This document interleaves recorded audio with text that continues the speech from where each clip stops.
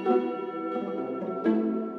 like to take this chance to apologize to absolutely nobody.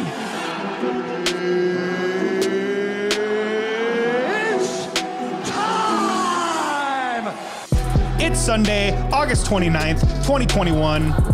This is the Church of MMA podcast. My name is Tabor Cragen. My name is Mason Knight. This is episode 88, Barboza versus Chikadze recap.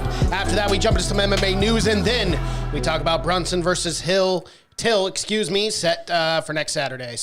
But before we do all that, Tabor, where do we begin? Social media accounts, Mason, Twitter, Facebook, Instagram, Gab, Gitter, there's a couple others. There's TikTok.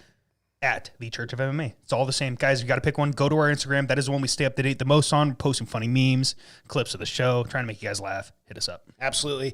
Be sure to smash that like button to help with the algorithms there. Be sure to subscribe to the channel. All that fun stuff, guys. So, with that said, Tabor, should we jump into this main event? Edson Barboza versus Giga Chikadze. Yeah, and surprisingly enough, I didn't have very high expectations. I did for the main event, don't get me wrong. Obviously, everyone knew that was going to be fireworks, but the card in general, I didn't have the highest expectations for that. It was a tough finale event, but I was wrong. I thought it was a fantastic fucking card from start to finish, but yeah, as we said, start at the top. Edson Barboza, Giga Chikadze? Bro, have you ever seen anybody take the fight like that to Edson Barboza? No. I mean, stylistically, to out-kickbox him? No. No, but Justin Gaethje, I guess, was probably the closest you could say, but he wasn't doing it with kicks like that. No. Not and with the arsenal of kicks that Giga Chikadze has, too. I mean, he was throwing wild kicks, and they were landing, too. I mean, he had a pretty good efficiency rating, with his strikes. It was a close fight, too. Those first two rounds, significant strikes were very close both times. Obviously, I thought Giga was winning the fight and winning majority of those exchanges, but a very close fight leading up to this third round. Yeah, I had him narrowly edging out the first two rounds, mainly because there was exchanges where he really had Barboza going backwards. He had Barboza skating out of the way, and Giga was... He was kind of going for the kill, but at the same time, it was a very measured approach. He didn't just waste his gas tank right off the bat trying to get an early finish. Yeah. He really took his time, composed, picked and chose his shots still while turning the pace up. It was very impressive. When, you talk about picking your shots, that's exactly what he did in that third round, too. Majority of guys, when they see a guy on the skates, they're going to press forward. They're going to throw crazy shots, but he was very precise with his strikes and inevitably finished them because of that. So, Giga Chikadze, man, he looked absolutely fantastic in this fight. And, first main event. Yeah, first main event as well. And showed out. Didn't even need all the extra rounds. Nope. So, I mean, this guy's going to have a bright future, correct? I mean, it seems obvious. I mean, if you're going to put away an Edson Barboza, doesn't matter what the weight class is. If you're going to have that type of speed, that type of power, and that type of accuracy, I mean, dude, his kicks, I don't think I've ever seen a guy kick faster. No. Yeah, well, and with so much accuracy as well. I mean, we talk about Edson Barboza all the time as far as him being the guy, the kickboxing guy, but and he completely outclassed him. Yeah. It was extremely exciting to watch. Yeah, it was. It was a great main event. I want to see how this guy handles a wrestler.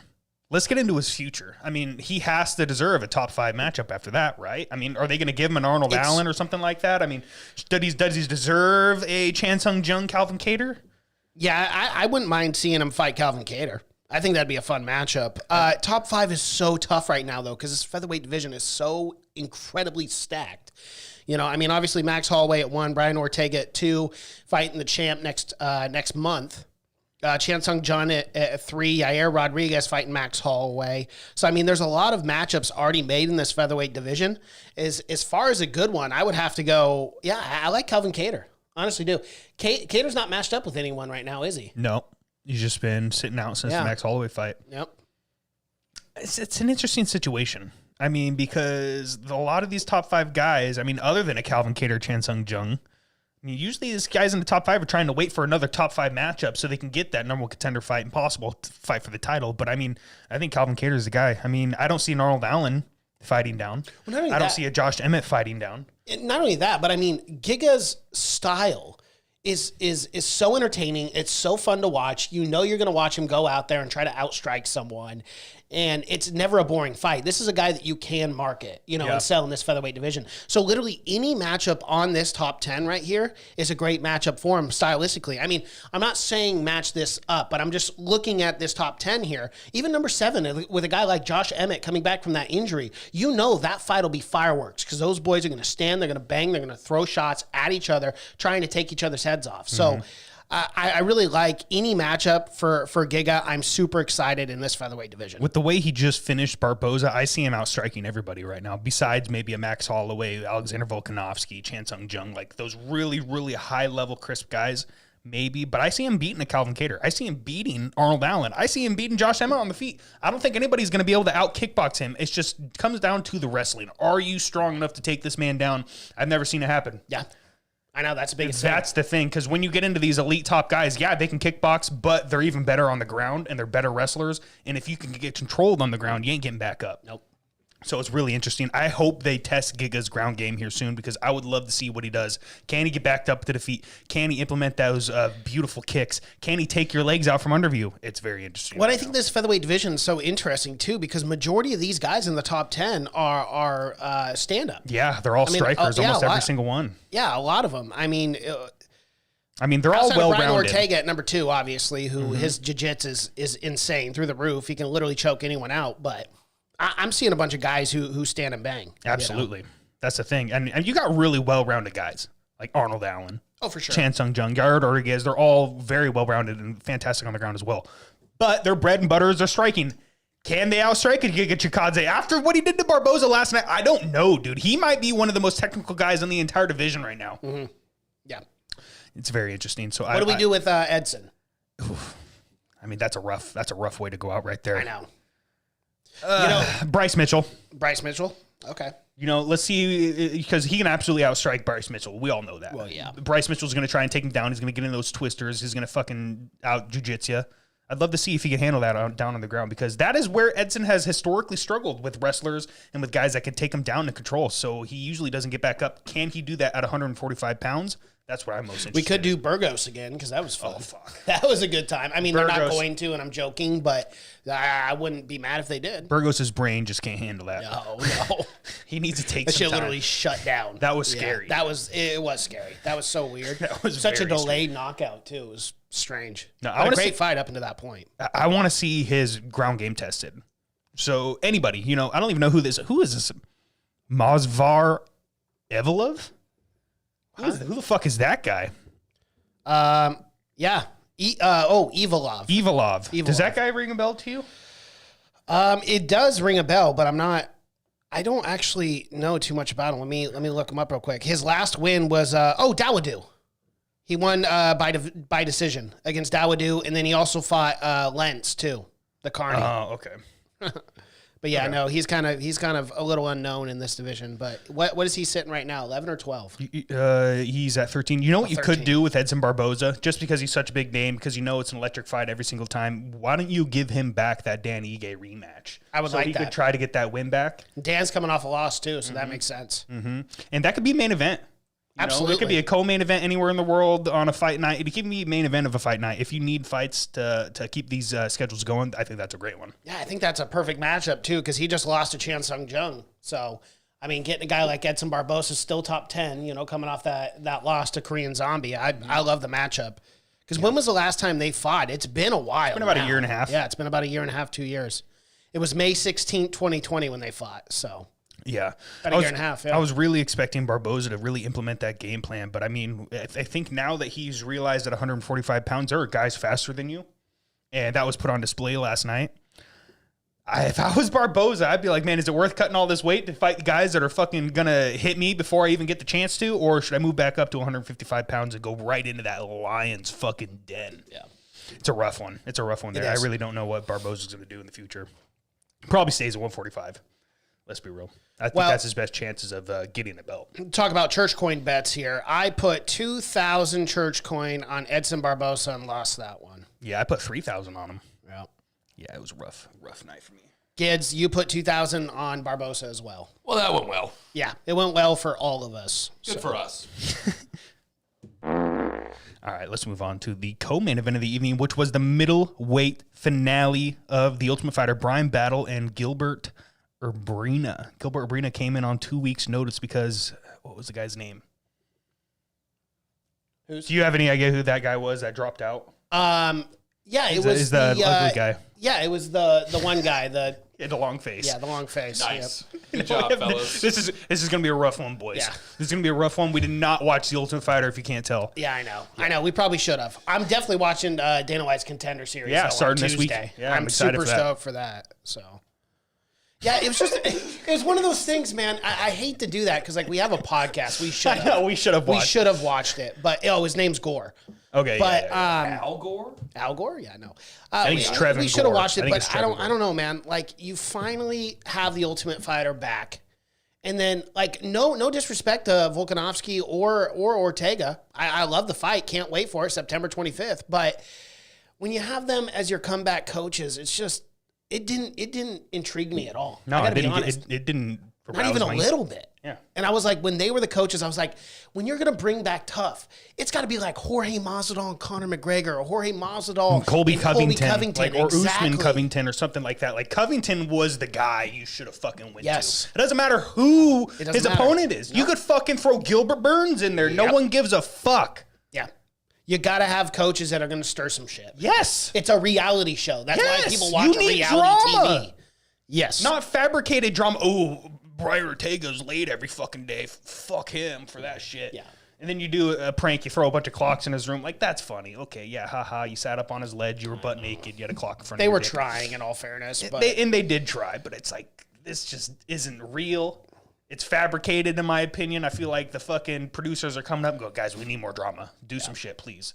Get mad at each other, talk some shit. And there is real animosity now. Have you seen the interviews between them? I can't tell if they're friends or like it's such weird energy I know, because like it is weird. they'll be smiling at each other as they're talking shit, and I'm like, are you guys like friends that like want to beat the shit out of each other, or like do they really hate each other?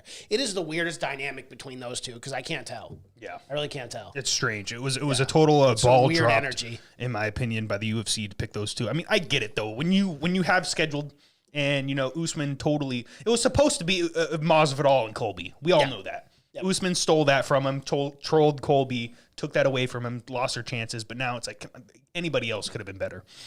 Moving on to the fight, Bryan Battle, Gilbert Urbina. So for 2 weeks' notice, I was extremely impressed by Urbina. Yeah, for sure. I mean, the way he totally dominated that first round, took control, was bringing it to Battle, and then the ground transitions as well. It was a beautiful fight up until the finish.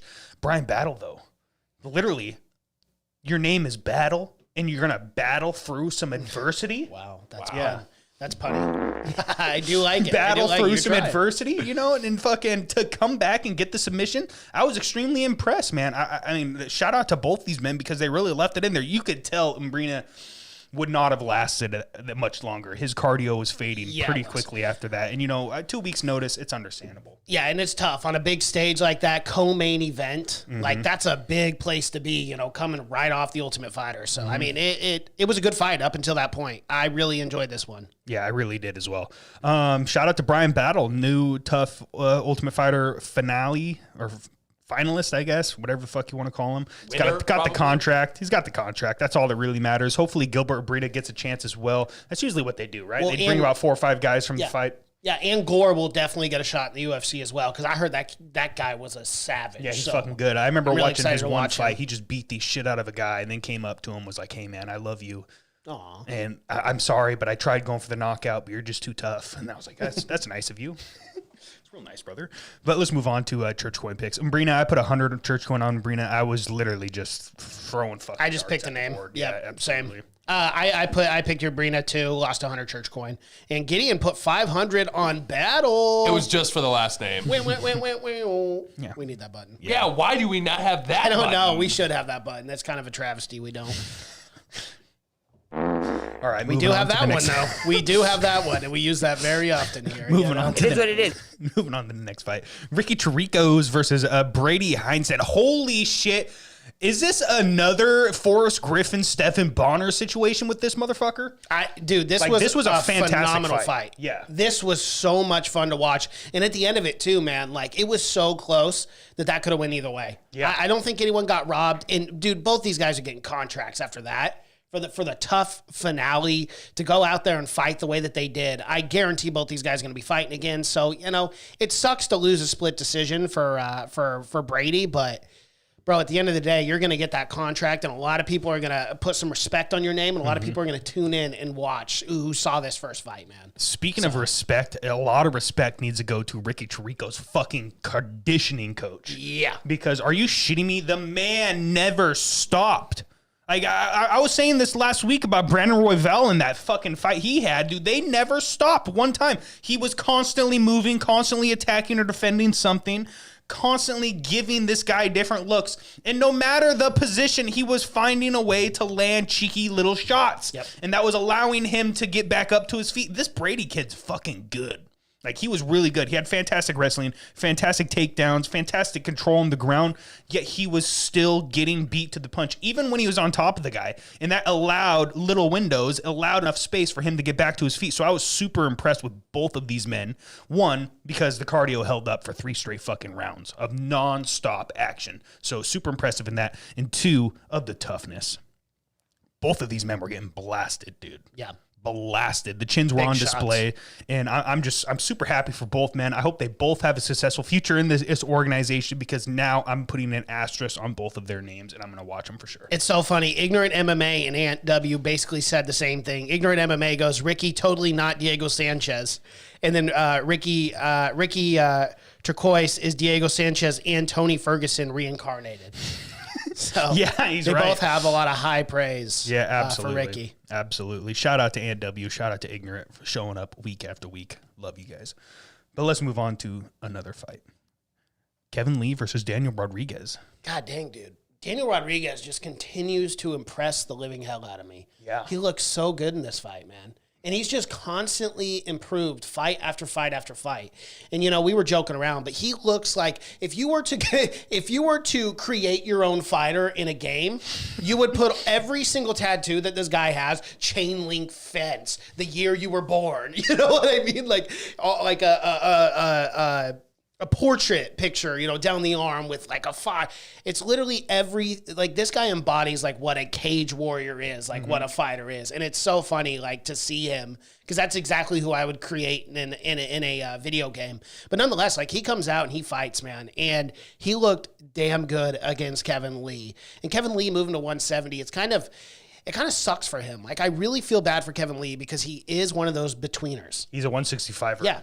He's honestly like looking across from Daniel Rodriguez, too small to be a 170 guy, but then kills himself to make 155.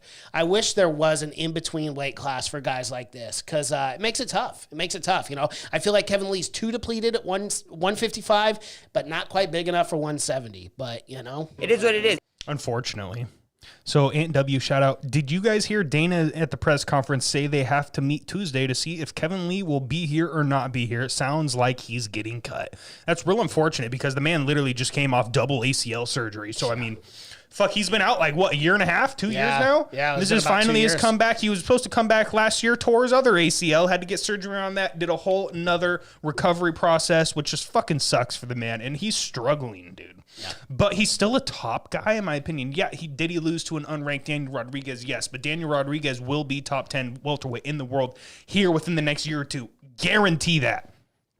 But how many losses in a row is it now? For Kevin? I believe he's like 1-4 or something like that. Yeah, it's not good. So he lost to Charles Oliveira his last fight, but I mean that's now currently the champion.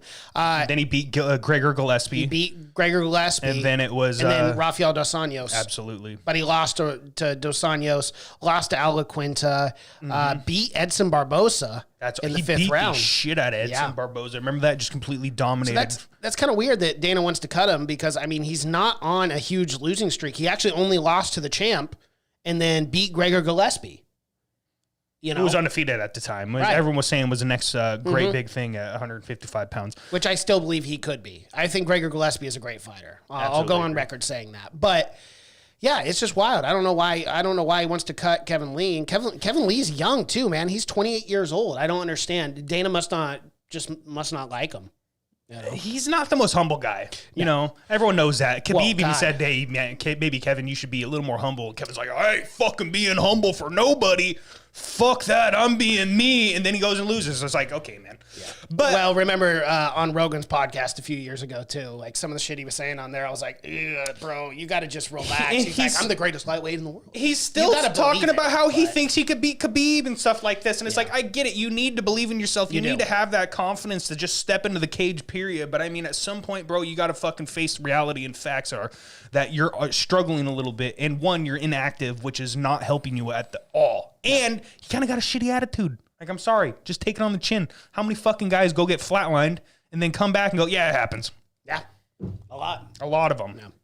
So, you know, maybe you should be a little more humble, my guy. Just saying. But, you know, do you? I ain't fucking, like, I'm still a fan. I still love you. I don't think Dana likes him much. I think he probably will get cut. Yeah, unfortunately. I hope not. I do think he can be a top 15 welterweight. You're right. He is a 165er. We need that division. We all know what my stance is on that. I've talked about it many times.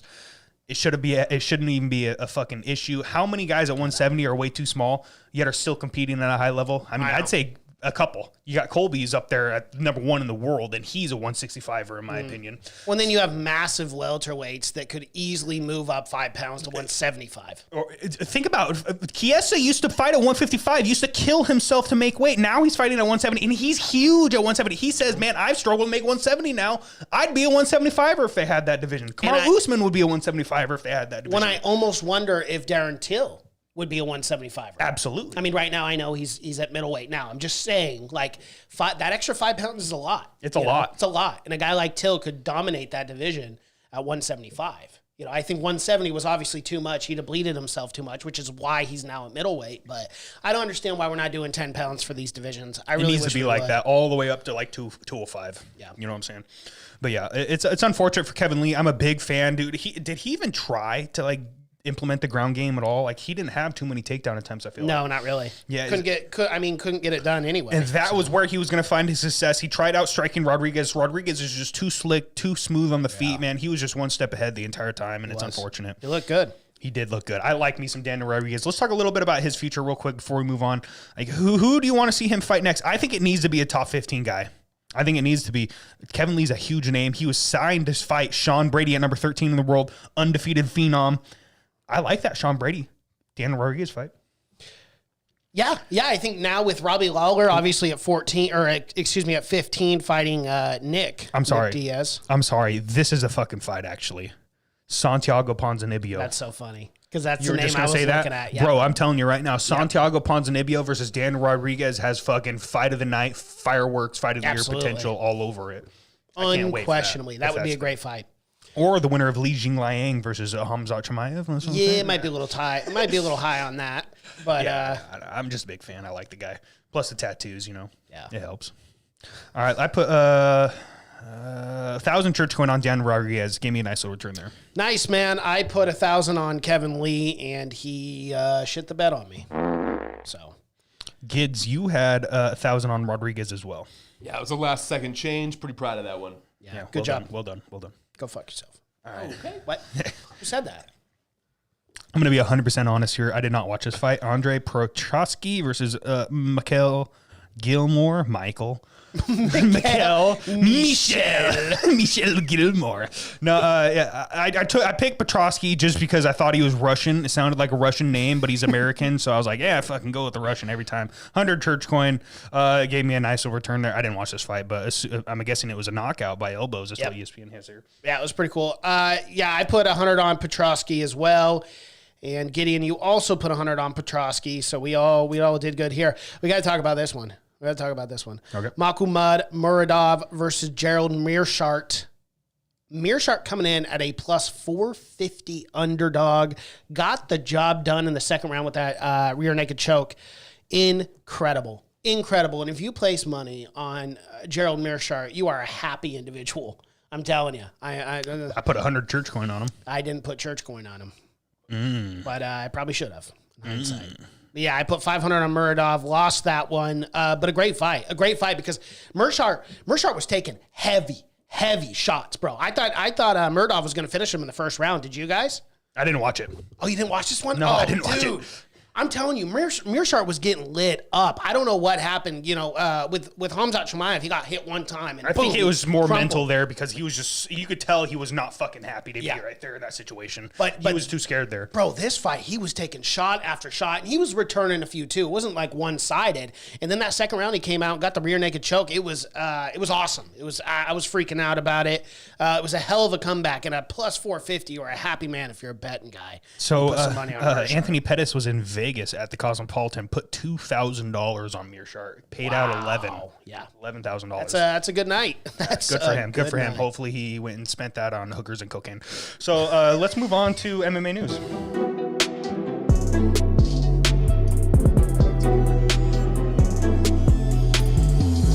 The MMA gods have blessed us, boys, from above. I need to put more sound effects, dude, because we need like the hallelujah. Like, what the fuck? We're getting 2 international fight weeks, essentially. Yeah.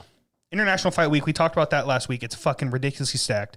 But UFC 268, not only is it confirmed, Colby Covington, Camaro, Usman 2, but in New York City, Madison Square Garden, sold out arena, and they announced the card. This card is bonkers ridiculous. This is one of the best cards of the year. I mean, absolutely. This is like an international fight week type of card here. Let's just run through them, and then we can talk about them a little bit individually here. Camaro Usman versus Colby Covington, 2. Rose Namajunas versus Weili Zhang, 2. Justin Gaethje versus Michael Chandler for probably the number 1 contender in this lightweight division. Sean Strickland versus Luke Rockhold. Frankie Edgar versus Marlon Vera. That is your main card right now. And you got a couple really good prelim fights on this too. Duraname versus Irene Aldana, and then Aula Quinta versus Bobby Green. Fuck yeah. That's a great card, man. That's a fantastic card right there. Just that alone, and they're only going to make it better. Can we just work our way down? Yeah, let's work our way down. Camaro Usman, Colby Covington 2. Confirmed, New York City, Madison Square Garden. We all know the Don's showing up. We all know it's going to be a packed house. You think so? Oh, fuck yeah. You don't think he is? He might. He's yeah. Bro, he's showing up. I guess if it's Colby Covington, he's wearing the MAGA hat and all that shit. Yeah, he definitely will show up. He's showing up. It's going to be wild. Junior will show up. Oh, at the very least, yeah. Colby's bringing the book. Oh, yeah. The hat, the fucking shitty. He's still working on that book. Is he ever going to fucking finish it? No. Does this guy he doesn't read. He doesn't read. He doesn't read. There's no way he can read. He's too busy fucking banging strippers and fucking calling kids virgins, I guess, on Instagram. So I can't wait for that fight. I hope they wrestle. I hope they go down to the ground. We've talked about that fight a few times. I think Usman's going to come away with the victory, probably 3rd round finish sometime. If it stays on the feet, especially, he's evolved to another level. I'm not saying Colby hasn't. Obviously, he's out training. Obviously, he's getting better and better. We just haven't seen it. He hasn't been as active. So it's very interesting. But, dude, Rose Namajunas versus Zhang Weili 2, co-main event? Are you fucking kidding me?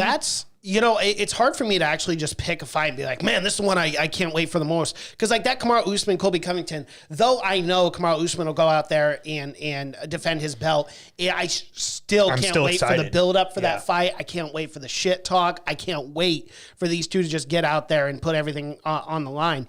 But then you got this Rose Namajunas, Weili Zhang too.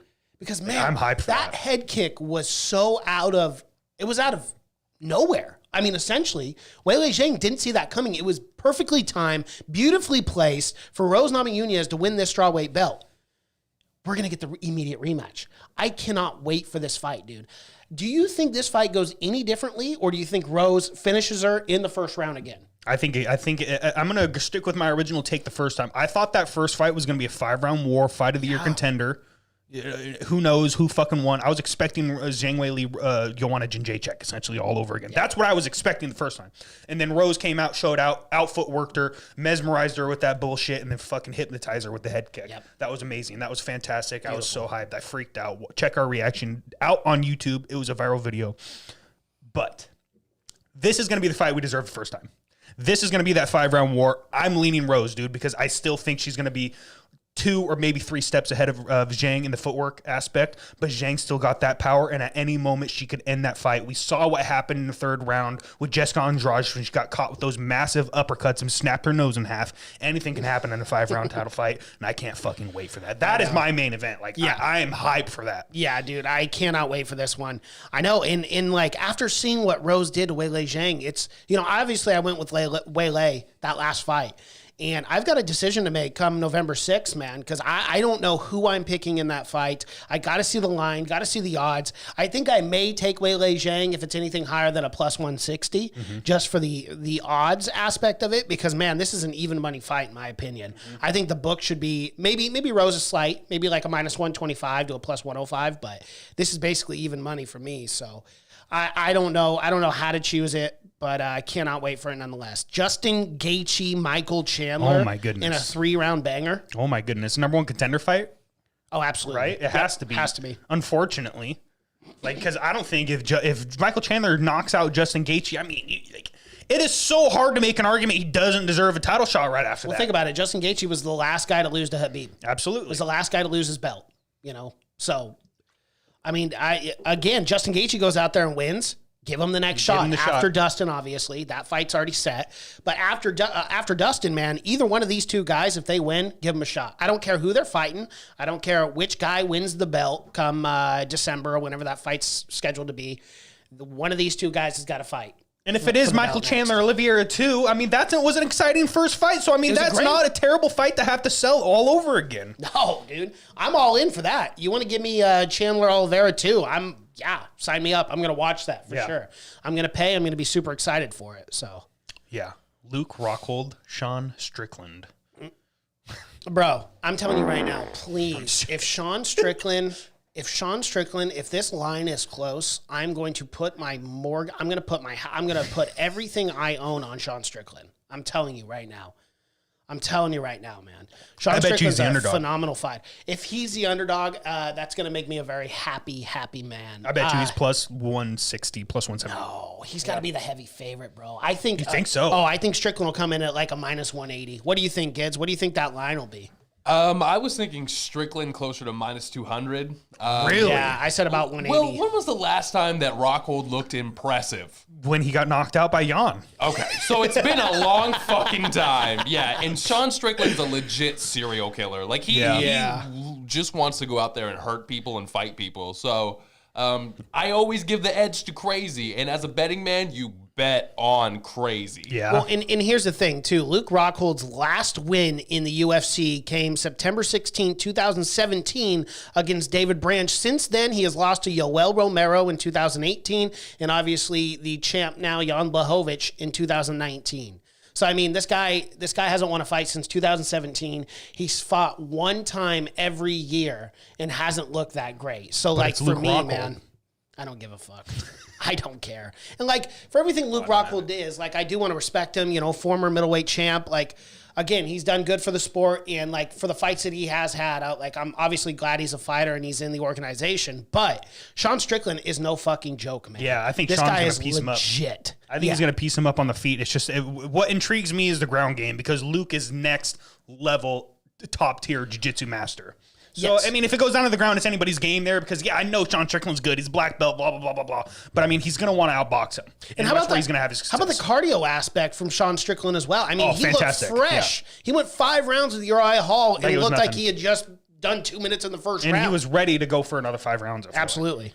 So, again, I really like Sean Strickland in that fight. That one's the only one thus far on this card that's easy for me to pick. True. Frankie Edgar, Marlon Chito Vera. This is another awesome matchup in this bantamweight division. In one I think both fighters need. I think, obviously Frankie Edgar, that horrific knee from Corey Sandhagen, that was scary in a lot of ways because you've never seen Edgar put out like that, man. Yeah. I mean, when Corey threw that knee, it was beautifully timed, perfectly placed, but it was a very dangerous knee. But I'm glad to see he's fighting. He's currently 39 years old. So I think if he's going to make a run, this is the last time he can do it. If he loses, he retires. Yep, I think so. And obviously Marlon Vera bouncing back, against Davey Grant, just beat him after losing to Jose Aldo. So I really like this matchup for both guys. I do as well. I'm going to lean Cheeto. Like, Cheeto is just another level on the feet. And yes, we all know Frankie Edgar is fantastic, and he could take him down. He could dominate on the ground. And he's got great boxing and all that stuff. It's just coming off of that horrific knee and off of that horrific knockout, getting flatlined like that. Like, nobody's ever flatlined Frankie Edgar like that. Not yes, like Brian Ortega knocked him out. Yes. But that was a different kind of a knockout. Absolutely. No one's flatlined him like that. That's going to have some sort of maybe stigma attached to that coming into this next fight. Is that going to be a mental barrier he has to get through? Yes, obviously. And if he can't get through it, man, I think it's over. Yeah. I think his run's done. He might take a couple money fights. He might want to get like maybe, like a Jose Aldo rematch or something like that. At 135, like fuck it. Like people will want to see stuff like that, but title hopes are over. And then once your title hopes are over, like now what are you fighting for? Especially in the UFC when you can go to other organizations and make even more money. So that's kind of what my take is. I think Cheeto's going to win, probably unanimous decision, and maybe we see Frankie Edgar right off in the sunset after that. Yep. Irene Aldana and Jeraine Durandamy. So basically a stand-up match. These two are going to beat the living piss out of each other Can't for 3 wait rounds. For that one. I can't wait for that. Sign me up for that. And that's on the prelims. Come on. And, and if anybody's fucking up in the crowd, Jeraine Durandamy is going to beat their ass and take them to jail too. So, and then play Tyron Woodley's song, "I'll Beat Your Ass." Oh, I hope not. I'll beat your ass. I hope not. I'll fucking get up and leave. This is literally the shittiest song of all time. Well, it's a fighter song, I guess. We'll get into that. I hope he walks out to that tonight. Oh, he walks out to his own song all the time. I want him to walk. He's just fucking, I'm going to beat your ass. He is always singing his own music. It's hilarious. It's trash. It's garbage. Let's move on to some other MMA news.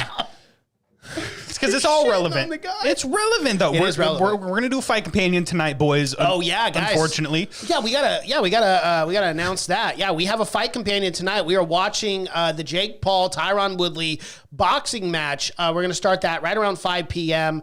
and we're gonna go all night until the main event. So yeah, you guys come hang out with us. It's gonna be a good time. Yeah, absolutely. Be a good time. We are in the studio all day today. Ignorant MMA. I need Woodley to not look stupid. Oh, bro, you and good me luck. both. Yeah. Okay, come on. You know what, motherfucker? This is in our MMA news. I want you to start putting some fucking respect on the 4-time welterweight champion of the world. You don't do it. Don't do it. Don't you fucking do it. God damn it. You guys have no fucking respect for this man, and it makes me mad. Okay, whatever. Tyron Woodley lost 4 in a row. He lost 4 in a row to elite contenders in this welterweight division after literally going out there being a 4-time fucking champion. Put some respect on Tyron Woodley's name, damn it. You fucking assholes. No, stop with the fart noises. Well, you know what? It is what it is. But I don't know how you could. I don't know how you could I'm sorry. I'm gonna go back to it.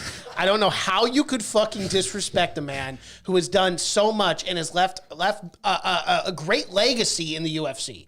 Yet you guys continue to shit on Tyron Woodley. I just won't stand for it. Ignorant MMA, Josh Koscheck. Yeah, we know. We know Tyron has knockout power. We know Tyron can box. I'm not disrespecting his fighting skills. He knocked down Woodley 3 times in those 2 fights as well. Yeah. And we're talking about Stephen Wonderboy Thompson, one of the greatest strikers in the UFC. Like, we got to put some respect on Tyron's name, man. I respect him as a fighter. I don't respect him as a rapper. I'll just say okay, well, that's fine. That's fine, because those are 2 different things. So, I mean, if you don't respect him as a rapper, I understand that. That's fine. Well, every time I hear his music, I hear, that's what I hear, dude. It's like, it's garbage. It's complete trash. It's a horrible, please, Tyron, walk out to anyone fucking else. Like, walk out to Justin Bieber and my guy, and I'll respect you more for it. But that's my whole point. Like, I'm done shitting on the guy. I really do like Tyron Woodley. I'm actually a big fan. I love his fighting style. But let's be fucking real. He found his success in the UFC being a wrestler. And he was so dominant at wrestling that it would open up the hands. There is no wrestling in boxing. No, that's why I'm going Tyron Woodley submission 3rd round tonight in this just boxing chokes matchup. him out. I'd love it. Like, you can't do that. You just can't do that. I'd love it. Unfortunately, he's fighting a kid, a YouTube sensation in Jake Paul. But bro, that's something else that we got to talk about in all seriousness. Let's do it. You have to respect Jake Paul as a boxer. At this point, like, I'm done trolling the guy. I'm done saying he's a YouTube boxer. At this point, I'm taking him serious as a boxer. I really am. I don't take him serious as a person, but as a boxer, like, this guy can actually crack. He can crack, dude. And like, you know, watching some of his footage, like I think Woodley's gonna win. And I'm back in the MMA guy in the MMA community. However, Jake Paul's legit. And this guy's actually training. You know, he was in training camp for 100 days for this fight camp. Like this kid is taking it serious. When you don't have bills, when you don't have any other obligations, and you can just go and train, like I really do believe in my heart of hearts that Jake Paul is taking this very serious, and not just this fight, but his boxing career. I think this is something that he really wants to do. So I agree 100% with everything you just said, unfortunately, because, you know, we talked all that shit before the Ben Askren fight. Yep. This kid sucks. He's not a real fighter. He's this or that. I know we were dumb. We were dumb. You guys talked all that shit. Yes. I did not talk all that shit. I've been on this Jake Paul train, and I just wish I could get off at this point. But, you know, we're on you're board. Already on it. We're all on it now. And that's something fascinating about Jake Paul too.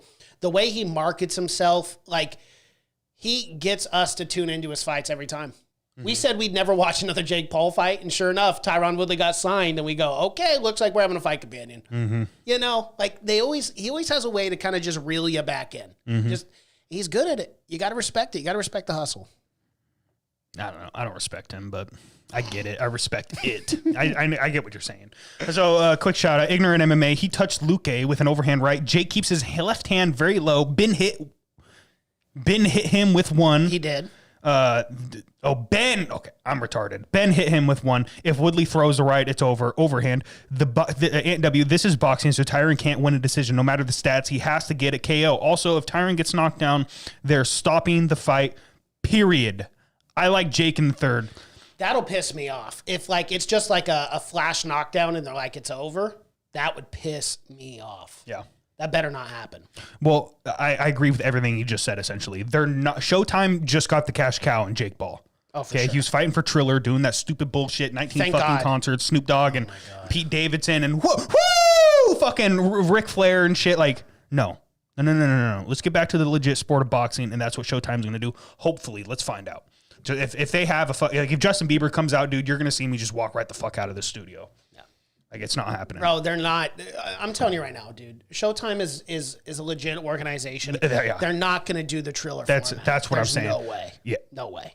If they do, we're shutting it off. We're talking about something else. Yeah, we're just gonna completely just ignore it until the main event starts. Yeah. But I agree with everything NW is saying. I think the politics are going to get in the way of this fight. No matter what happens, it doesn't matter if Tyron completely dominates for 6 rounds straight. They are not going to let Jake Paul lose. They're not going to let that kid get a 1 in the L column. Nope. They're not going to let that cash cow die. Yeah, that's the thing. Tyron Woodley has to get the knockout because Tyron could outpace him 4-1.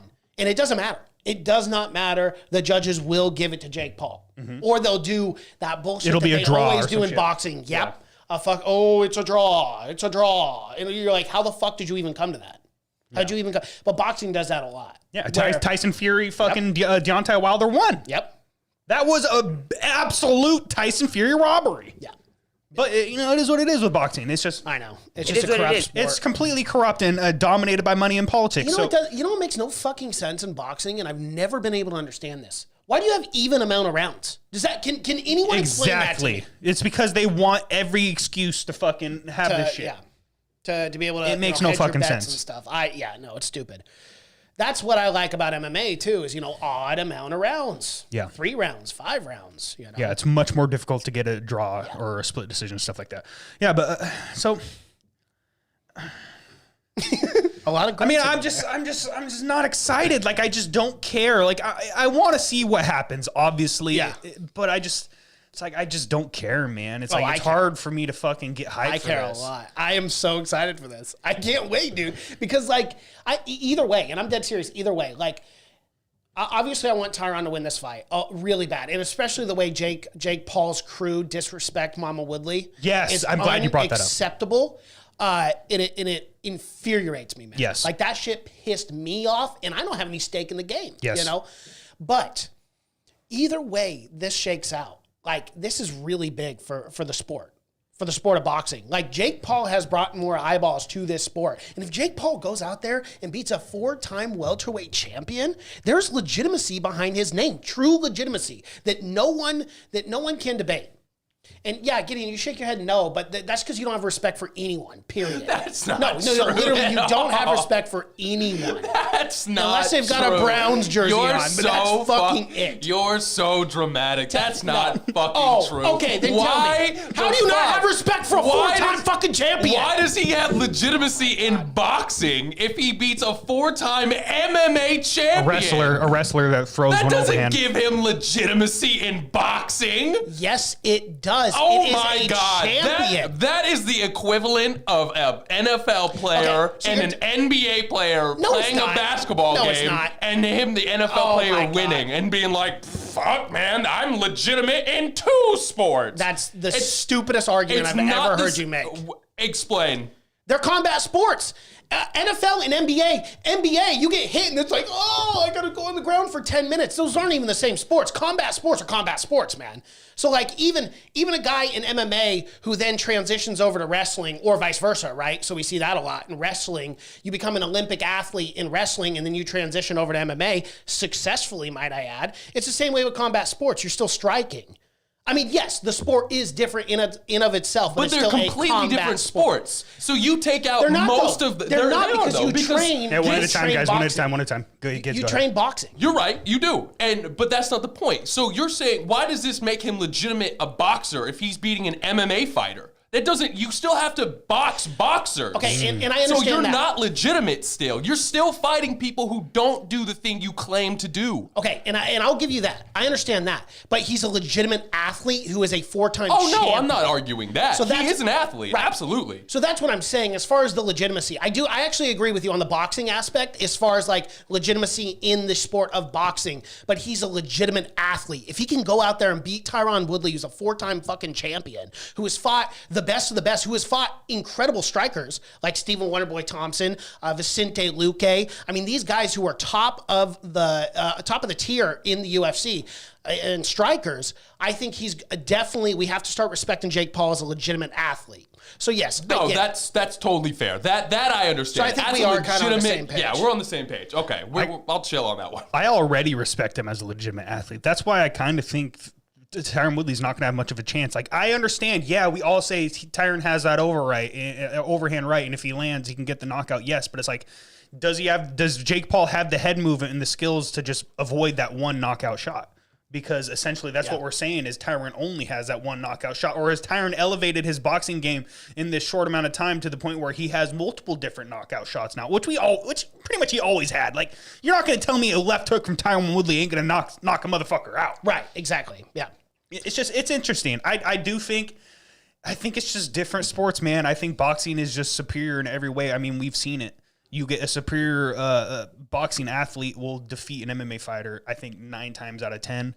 Unfortunately, I hate saying this, but I think that Jake Paul just might be that superior boxing athlete. And I hate saying that because I don't like the kid personally. Yeah, but he trained specifically in boxing. So it really comes down to head movement. Is Jake Paul going to have that head movement to avoid these knockout shots tonight? And if he does, I see him winning. Yeah. I see him winning. I don't know if he knocks Tyron out, but I wouldn't be shocked if that happens. One, he is significantly bigger than Tyron. Well, and Jake Paul is deceivingly quick, too. Yes. His strikes are fast. Like, he's a fast kid. Like, he is a really good athlete. I'm excited for the fight, nonetheless. And that's why, like, me and Gideon go back and forth. We're arguing here. We're debating. We're yelling at each other. I love it. But that's why I'm so excited, is because we did the same thing with Ben, which I feel like a schmuck for even thinking this fat, retired wrestler was going to go out there and beat Jake. It was preposterous. And this one I feel is a little bit more, or actually a lot more legitimate. Well, Tyron's one jacked. Like, just the body difference, like, fucking look at Tyron. Tyron's in fantastic shape. He's not going to be like a Ben like that, and he ain't going to go out like a Ben like that, hopefully. If Jake Paul just knocks Tyron out within fucking 30 seconds. I quit life. Into the first round? Yeah. Are we gonna be sitting here going, that was fixed? That was some bullshit. Or could it be legitimate? Bro, I honestly believe in my heart of hearts, Tyron would not throw a fight. Especially like that. Especially with the disrespect that they gave to his mom. There's no way. And I'm watching those interviews too, and like, Tyron, he's very focused. He's very focused. Did you guys watch that Ariel Helwani interview with them? No. Where they sat across the tables? Nope.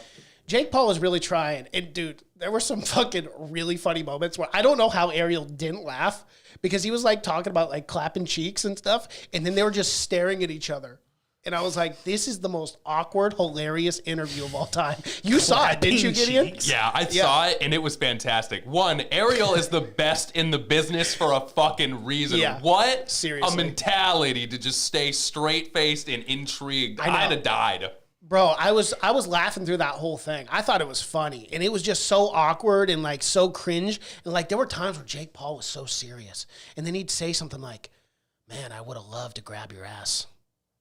And then he's just like, Tyron would say that, or Jake? No, Jake was saying that. And then Tyron's like, man, you're I'm not going there. hell I'm not going there. I'm no. not going there. You know, so it was just so funny, dude. It was hilarious. It was a great time. I really enjoyed that interview. I just like the build up for this thing. We've been talking about it a long time, though. We should probably move on. MMA is like a triathlon. The gold medal winner in a triathlon isn't going to beat the best swimmer in swimming or outrun the best sprinter, but he's the best at putting it all together. Thank you, my guy. That is very true.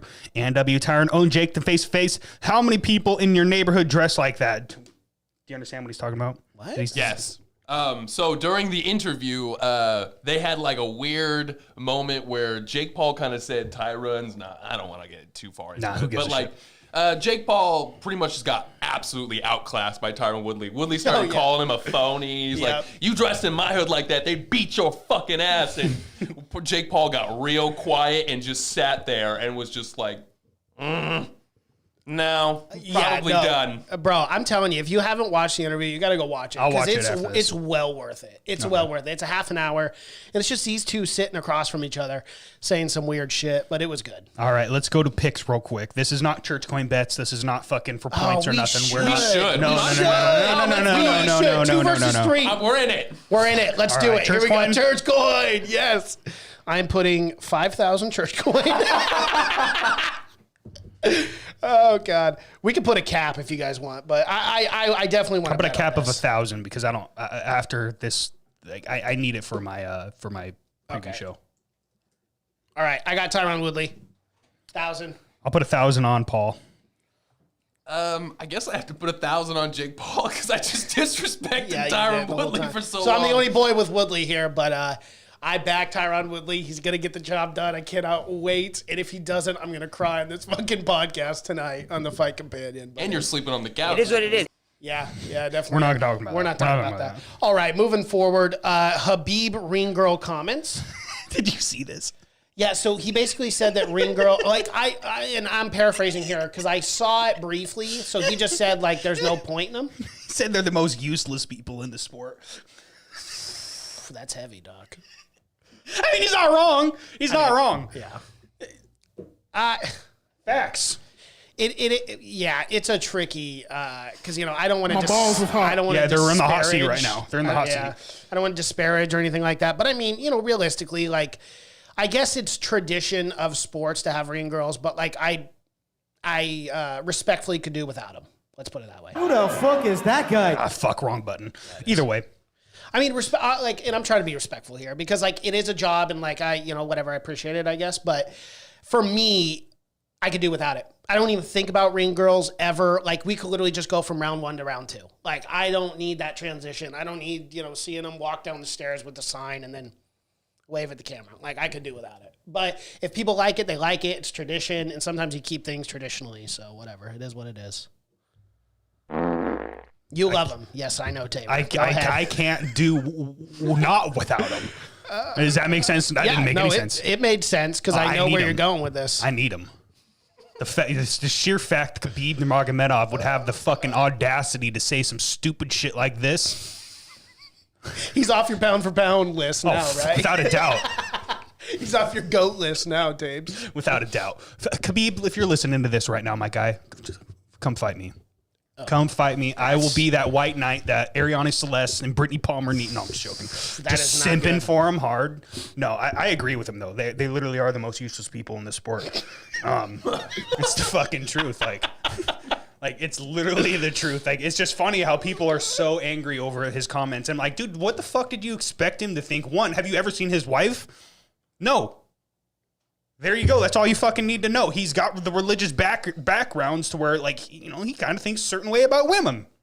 Yeah. Women, Women. You got to respect the women. You got to respect the women. Respect women, Khabib, all right? Bro, okay, I had never, a side note, I know it's an MMA podcast, but I had never watched, God damn it. What's his name? Lemon? PewDiePie. Thank you, PewDiePie. I'd never watched him before. And then my brother showed me that video, bro, at like 2 in the morning, the Respect Women one, and I was high as a kite. I was laughing so fucking hard. He's fucking hilarious, man. I love that guy. Yeah, I've heard he's pretty funny. Shout out to Pewds. He doesn't need our fucking shout out. He's got more than enough. Yeah, if anything, shout us out. Please, my guy. Please, I'm begging. We're begging. It is fun. It is funny though, but I'm not shocked that Khabib Nurmagomedov, with his religious background and stuff like that, from where he comes from, the way he was raised, that he has these thoughts. I mean, like, it just doesn't shock me at all, dude. Like, the fact that people are so outraged over this is fucking, like, it's stupid in my opinion. Yeah. But it is what it is. Absolutely. Let's move on to our preview show. Let's do it.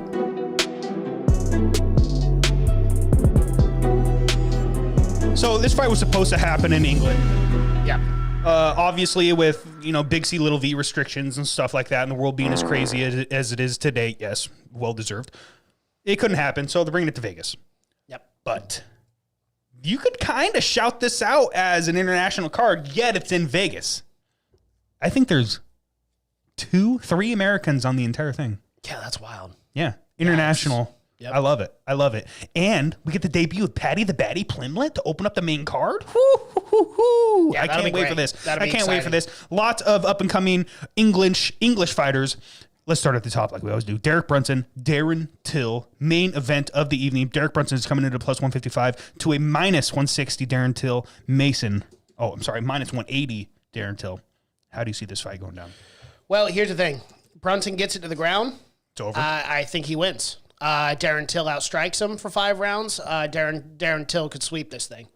I mean, that's such a vague prediction, but that's really how I see this one going down.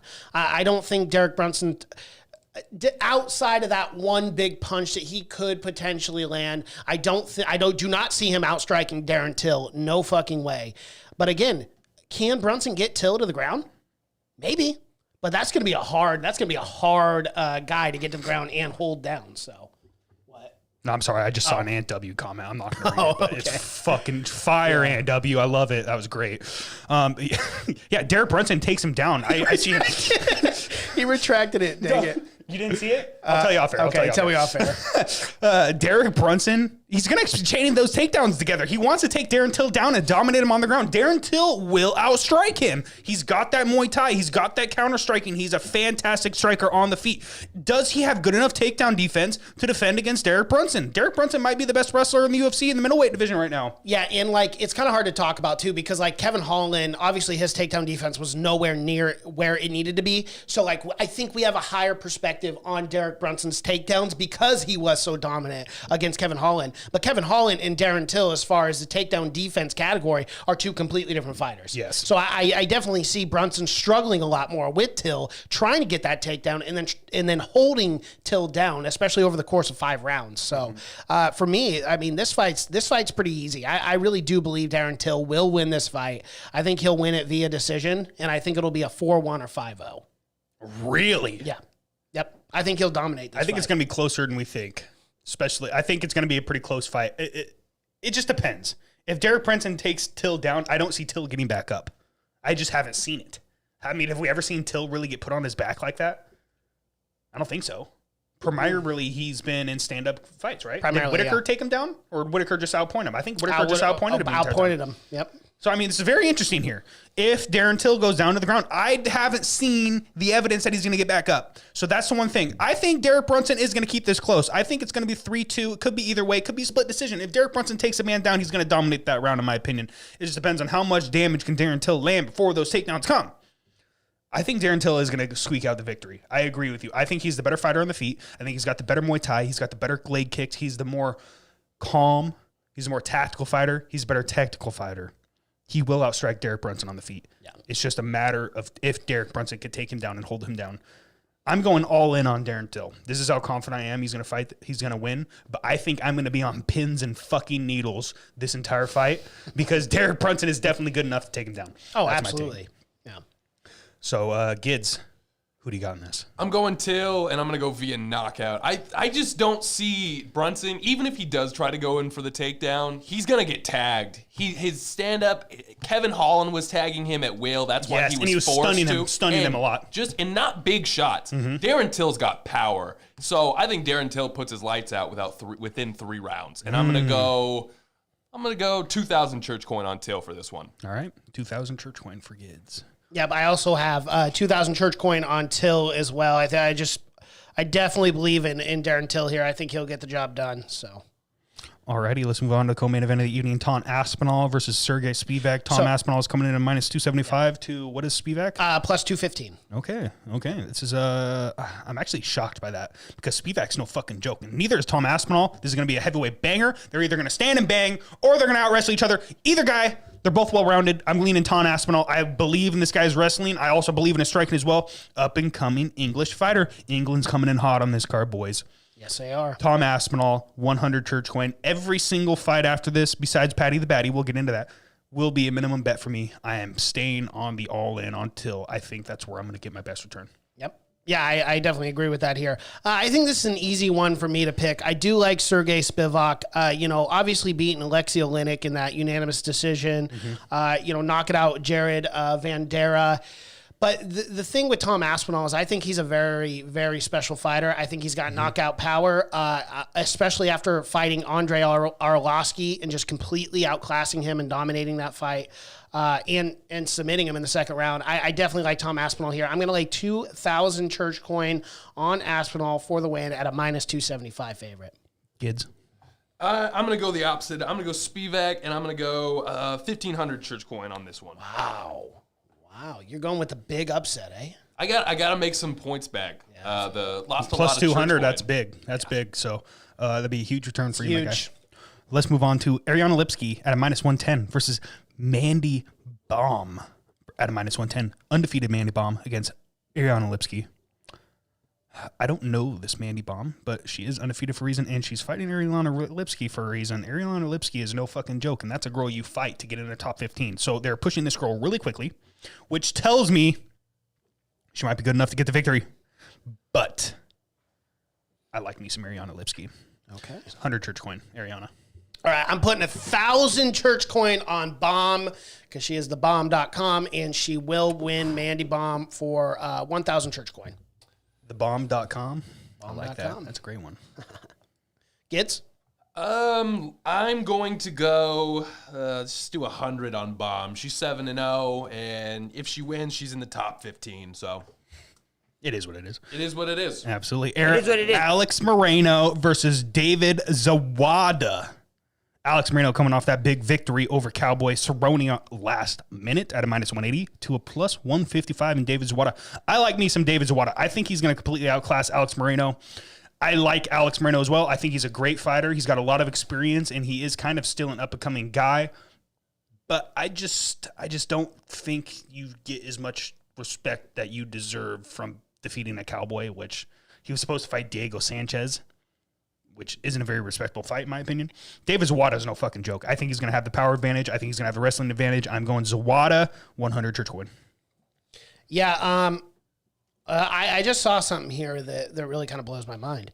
I didn't think if you had a last name Nurmagomedov that you lost, but apparently Zawada was able to submit Abu Bakar Nurmagomedov. Wow, that's a tongue twister. Submitted him in the first round. I like David here in the upset, so I'm going to go Zawada 500 church coin. Okay, Gids? Yeah, I'm going to go with you guys. Zawada, and I'm going to do 250 church coin. Moving on to the next fight. Modestus Bukaki versus Khalil Roundtree Jr.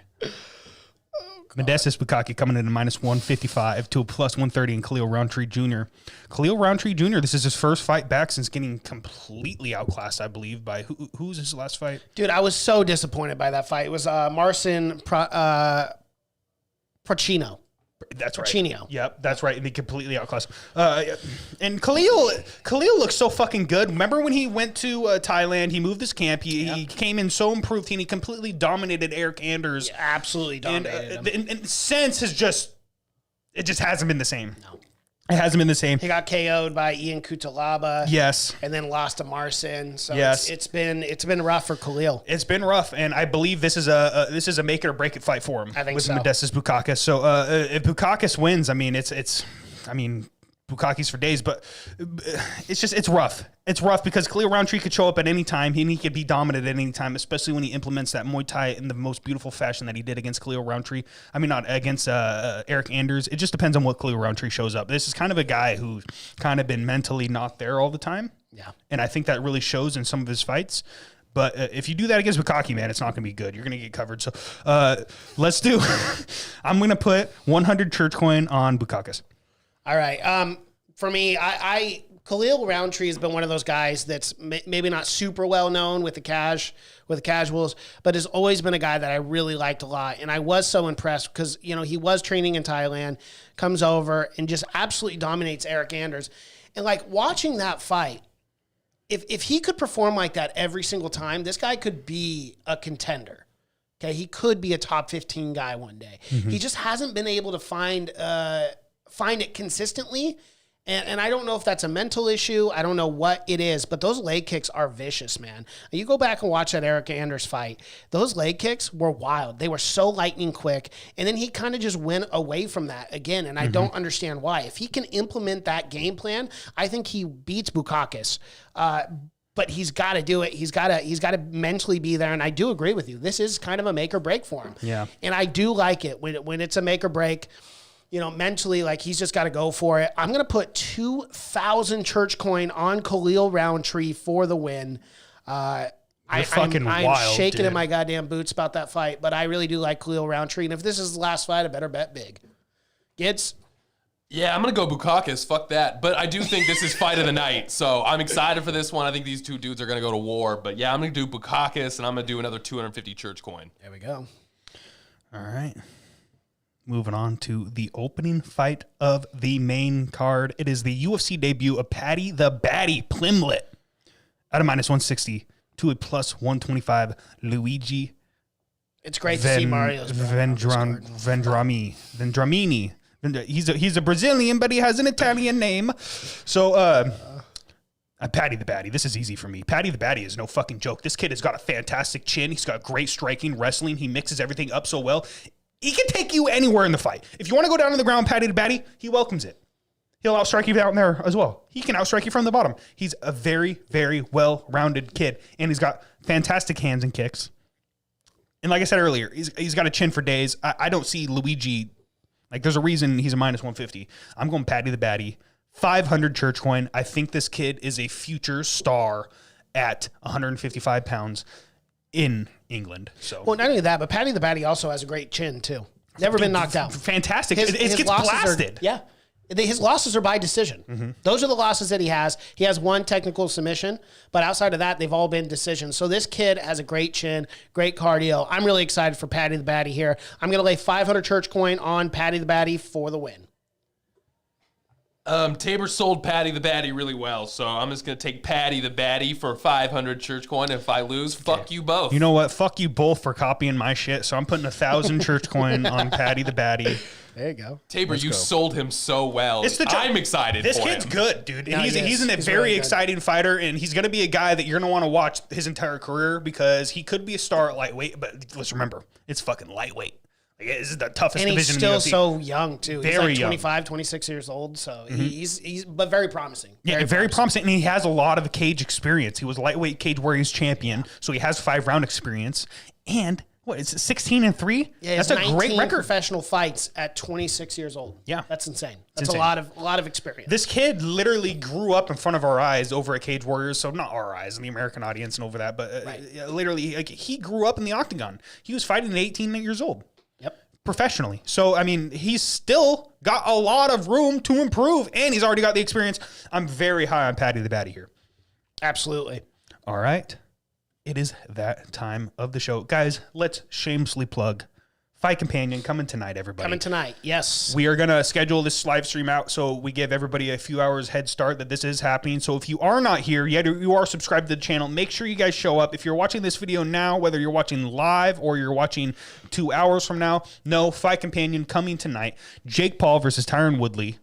It's going to be fun, boys. If the fights, like, I'm not a boxing guy, so I don't really know how this conversation is going to go if these fights are not very entertaining. We are going to be talking about a lot of different shit. There's a lot of different shit going on in the world. We're gonna keep it pretty PC for YouTube's sake, but you know what? We could still have some interesting conversations. Yeah, we'll here. still have a few interesting conversations. I mean, at some point you got to be able to talk, right? Mm-hmm. Absolutely. So, I mean, goddamn YouTube. Right. It's getting ridiculous. It is. So what time are we going live? I believe the main card. Main starts at card, what, like I think, is 5 p.m. Pacific Standard Time So, for the Tyron Woodley. If we don't start right at 5, it will be around 5:36. You know, maybe we don't watch the first few fights, but it will be there. We will be right live around during 5:30 probably. Yeah, so make sure you come check it out. Put us on the TV, share with your friends. If you guys got a Facebook, Twitter, Instagram, go follow us, dude. You know, it's free. We're putting out free content. We are going to do Patreon exclusive. So if you guys haven't joined our Patreon, go and do it. We're putting up vlogs. We are putting up Patreon exclusive podcasts. Second Service is the name. I love the Second Service too. And I gotta shout you guys out too. That's my shout out this week. One, to my wife, because I just got married. But second, shout outs to you guys. That Patreon exclusive podcast you guys sent me was fucking hilarious. You guys knocked it out of the park. I was just sitting in my hotel room listening to it at night, just cracking up laughing. You guys had me rolling. Gids was on another level. Gids was fucking hilarious on that podcast, man. I absolutely loved it. But yeah, that's all extra content coming, and I love the name that you guys came up with. Second Service is perfect for the church. Are you kidding me, or what? Yeah, so guys, if you want to get that exclusive content, that spicy content, because it's going to be real spicy over there. Like, there is no fucking limits on that shit. There's no limits. Yeah, so, we don't have to censor ourselves. Yeah, if you want spicy content, guys, Patreon, it is $5 a month. Patreon at The Church of MMA. That is if you love us. That is if you want to support the show. All of that money goes back into the show. We need new cameras. We need new equipment. We are going to up the production value. And if you want to help in another way, go to our Teespring at The Church of MMA. Get a t-shirt. Get a fucking face mask that doesn't work. Get a fucking anything. Buy a mug. Give me money. Hit us up. Fucking this guy. All right. Well, shout out. I already did my shout out. You got one? Shout out to Tyron Woodley and Jake Paul for elevating the boxing game to a whole no, I'm just joking. No, shout out to Jake Paul for trying to bring awareness to fighter pay. At least somebody's trying to do it. Yep. You know what? And that's a great topic. We'll talk about that more on the Fight Companion. Absolutely. But that's a really good topic. And that's something where I actually gain respect from the guy. Absolutely. Whether or not he's doing it for his own ulterior motives or not, like, got to respect that. So we'll talk about that more on the Fight Companion tonight, guys. Stick around. It should be right around 5:30 p.m. Yeah, shout out NW. You guys are going to get a lot of traffic on this live stream tonight. Everybody going to be clicking on anything with Jake Paul in the title. Make sure you share it with your friends. Yeah. Okay? That really helps us out. And like the video before we even start. We got a lot of Ninja Watchers, guys. I don't like Ninja Watchers. Like that video, okay? Yes, like that video. All righty. Let's do it.